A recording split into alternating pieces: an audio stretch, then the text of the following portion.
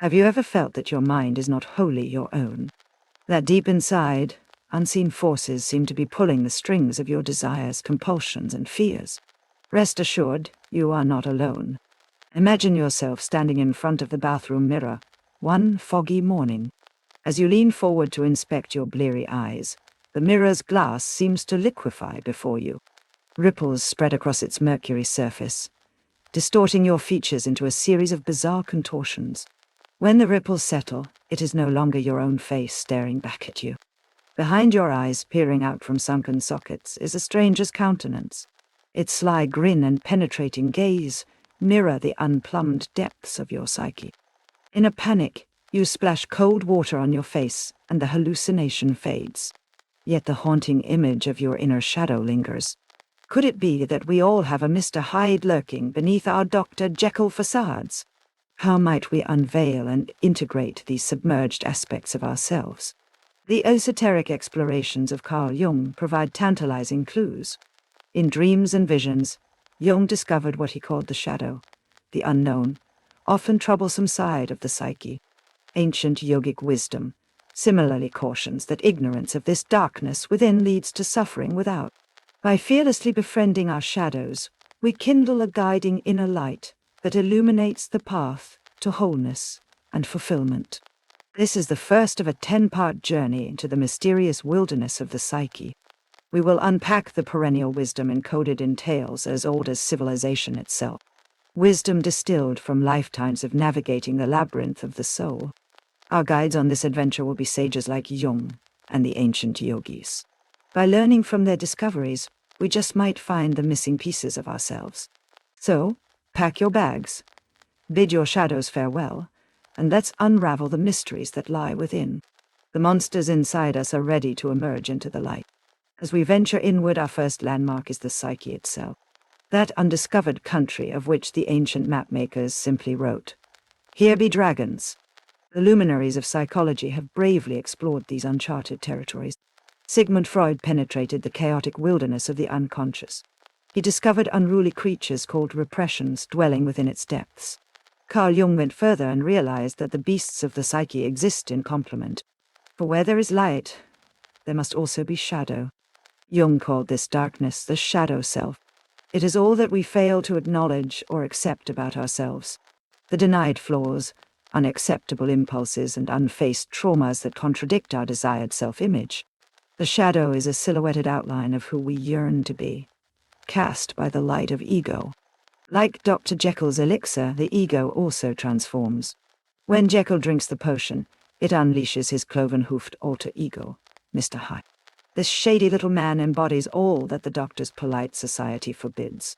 Likewise, when the ego wears the mask of persona, it projects its forbidden shadows outward. As we construct our personas, we fortify the walls that partition the conscious and unconscious mind. The thicker the walls, the darker the shadow grows behind them. That which we disown does not cease to exist. It festers in the murk, awaiting its chance to slip past our defenses. Thus ignored, the shadow subtly influences our thoughts and behaviors from below the threshold of awareness.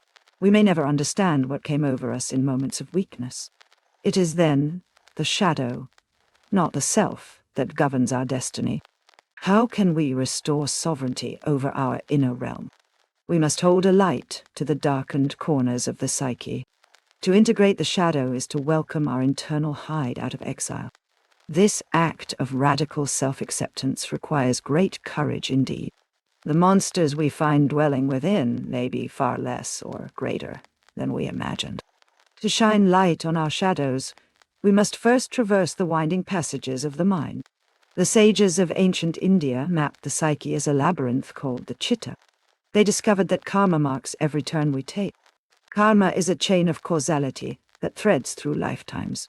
Our present actions determine future results, while past causes shape current conditions. Through this karmic continuum, patterns persist. Like Theseus following Ariadne's thread through the Minotaur's maze, we can track our karma back to its source. Therein lies the shrouded beast, the shadow self. By slaying this lurking Minotaur, we can escape the maze of past conditioning. The knots of karma originate in the deepest recesses of consciousness. Known as samskaras, they contain all previous impressions and latent tendencies. These unconscious imprints drive the compulsions, complexes, and projections that bind our shadow side. Over countless lives, each soul accumulates karma. The weight of this karmic baggage crushes the carefree spirit.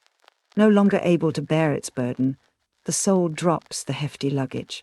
The old unwanted samskaras sink into the shadowlands like tenebrous sediment. In every incarnation we are granted a fresh canvas, yet we can never fully flee our karmic past. Pieces of this buried baggage emerge as our shadow, seeking integration. If we fail to unpack them, they remain unseen stowaways on our journey through life. By unraveling the knots of karma, we can liberate our eternal essence from this labyrinth of birth and rebirth. The torch that guides us is a light from beyond the realms of matter and mind. It is the radiance of pure awareness, eternally shining through all that arises. Now comes the true test of courage. To reconcile with the shadow, we must extend a hand of kindness to the demons within. Imagine greeting your personalized Mr. Hyde, not with contempt or denial, but an embrace. Those grasping hands, that wicked grin, you realize are not to be feared but understood. Seen in this new light, the shadow is simply scared and misunderstood. It only wishes to be heard, to have its needs met, and its pains soothed. Like a belligerent child, it has been acting out for attention. What we resist persists, while what we repress expresses. The more we reject the shadow, the more havoc it wreaks. Its twisted reflections manifest as addictions, anxieties, and saboteur behaviors. Rather than wrestling these demons, we must befriend them. No longer deaf to its cries, we ask gently, "What is it you need from me? What unfinished business calls you from the past?" By acknowledging its existence with humility and compassion, the ferocity of the beast begins to diminish. In time, with persistent coaxing, it may become an ally. The minotaur of the maze revealed as majestic unicorn. This taming of the beast is the esoteric purpose behind rituals of repentance. To restore harmony within and without, the darkness must be absolved through atonement. Only once the shadow is embraced can the soul be united. Of course, befriending one's demons is no trivial task. We must proceed with care not to unleash their full fury. Like a shaman conversing with spirits, interact with respect and caution. Having tamed the minotaur, we now hold the golden thread to guide us through the labyrinth. No longer wandering aimlessly, each step brings us closer to the sacred inner sanctum. Here stands the veiled temple of the self. This is the core of consciousness, the immutable essence that exists prior to ego. The self is our third landmark on the map of the psyche. Surrounding it swirls the dance of opposites, light and shadow, order and chaos, conscious and unconscious. The self remains still at the eye of this storm, emanating tranquility. By anchoring in the self, we find resilience against the ceaseless winds of change. Yet thick curtains of illusion shroud the sanctuary, obscuring direct communion with our divine essence. They prevent us from recognizing that buried deep within lies infinity itself. To part the veils, we must loosen the knots of attachment. The tighter we cling to desires and false identities, the more the curtains constrict. By releasing expectations, the drapes gradually open to reveal the mysteries within. As the curtains unfold, light from the inner sanctum radiates outward to illuminate the shadowy recesses of our being. Darkness dissipates in this glow of awakening. The clearer the view of our true self, the less obscured we are by projections. With persisting practice, we attain glimpses of the eternal beauty behind the temple's veil. These fleeting visions remind us of who we are beyond the ephemeral roles we play. Soon the boundaries melt away, and the same light shines through all. As the veils between inner and outer dissolve, a profound realization dawns. The demons we've been battling are none other than projections of the battling within. When the curtain of illusion falls, the inner sanctum and the labyrinth are revealed as one. There never was a minotaur, only the mind's own monsters. In the mirror of awareness, the shadow self vanishes like a mirage. No longer divided against itself, the psyche becomes whole. We understand that all apparent opposites arise from the same primordial source. Just as light and shadow blend at dusk, the boundaries between self and other blur. Conflict ends as we recognize that nothing exists in isolation. Every point contains its counterpoint. There are no heroes without villains, no order without chaos. Lose one side and the whole system collapses. This transcendence of conflict is portrayed in myths as the mystic marriage. Union between opposing forces brings equilibrium and procreation. New life emerges from the reconciliation of male and female, light and dark, human and divine. When we no longer reject painful parts of ourselves, healing occurs.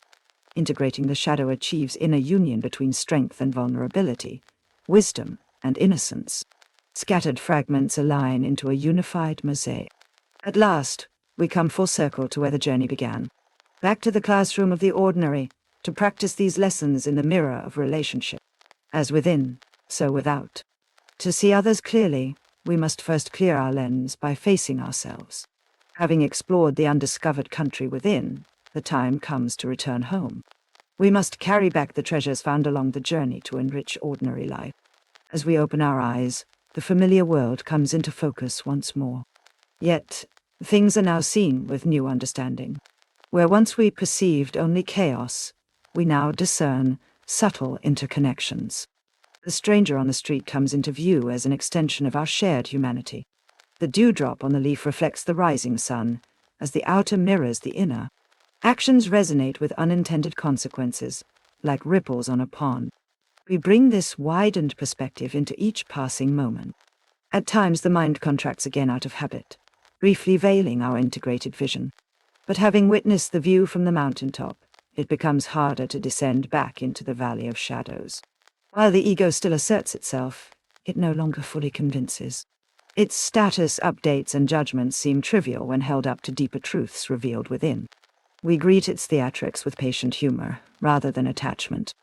This expanded perspective gradually transforms our outer life as well. Priorities align with authentic values, not hollow accolades. Intuition guides our choices, not compulsion. Each breath and step becomes imbued with grace. This transformation emerges organically, without effort.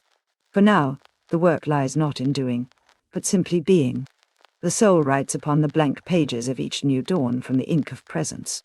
Having faced the darkness within, we are ready to live fully in the light. Each moment offers boundless potential for those with eyes to see. Unencumbered by illusions, our senses come alive. Beauty calls from the most ordinary sights and sounds. Awe whispers in the rustling leaves. Joy radiates from children's laughter.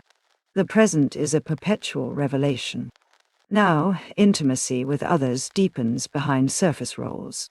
True connection sparks not from grand gestures, but simple acts of presence.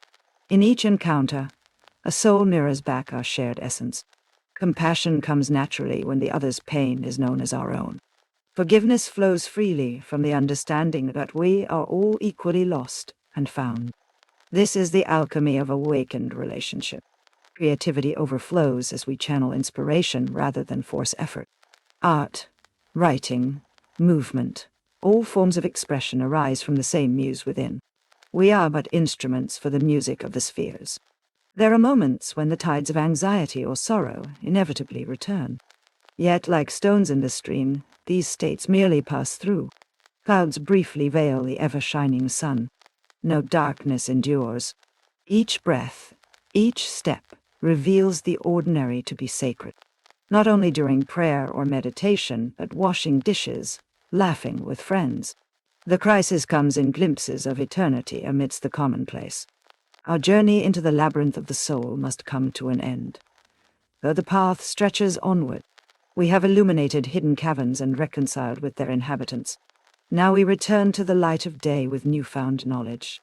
Yet what we have learned from this brief expedition is but a drop in the vast ocean of wisdom. A lifetime would not exhaust the inner terrain left to explore. As one veil parts, countless more wait to be lifted. Such is the eternal adventure of the human spirit. Our quest for self-knowledge is never complete while we inhabit these earthbound forms. The process of awakening unfolds gradually through cycles of seeking and finding. When we succumb to the illusion of a permanent self, inner stagnation sets in. Clinging to old understandings, we fail to see from new perspectives. Only by embracing impermanence can our evolution continue. This momentous journey begins afresh with each breath. At every twist and turn of life's passage, new choices confront us. How to relate to our thoughts, react to events, treat others and ourselves. May the lessons gleaned thus far serve as guides along the adventures yet to come. When confronted by the unfamiliar, may we greet it with courage. In each encounter, an opportunity to rediscover the light within all beings. Our shared humanity mirrors divinity. This is the perennial revelation that dawns anew in every generation of seekers. As without, so within, there are no others. Let us move forward with compassion, and when we inevitably lose our way again, trust that the golden thread still shines brightly up ahead.